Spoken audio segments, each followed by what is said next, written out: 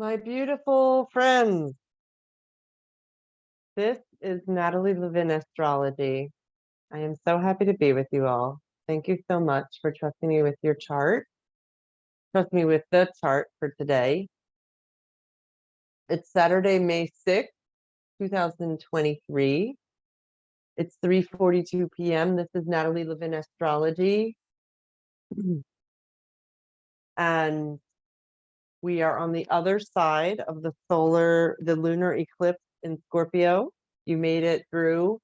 And over here in the Philadelphia area today, it's a beautiful sunny day and spring-like. It's like something popped out in the Scorpio realm, and now it's spring. I wonder what might have bubbled up for you. We have the moon right this moment at the final degrees of Scorpio. Which feel it for me it doesn't feel like super heavy right now because we having gone through the Scorpio eclipse yesterday, it's like, oh, whatever, the moon's at the final degrees of Scorpio. It will land in Sagittarius probably in the next hour, which will be some fire, some adventure.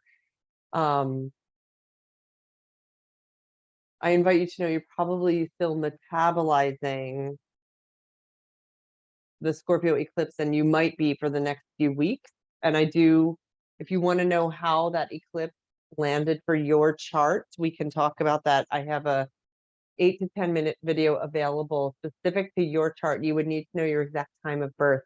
I can tell you what's going on eclipse wise for you, and also where the Pluto station and retrograde is happening. That can feel really helpful and validating. We are having it's a lot of water right this moment on Saturday, and because the eclipse is like a popping of some sort of energy, at least for me, it's feeling like I can breathe. I feel actually like I was able to clean a room today. I really full on cleaned the room. And that felt like the eclipse energy popping. I had felt stuck.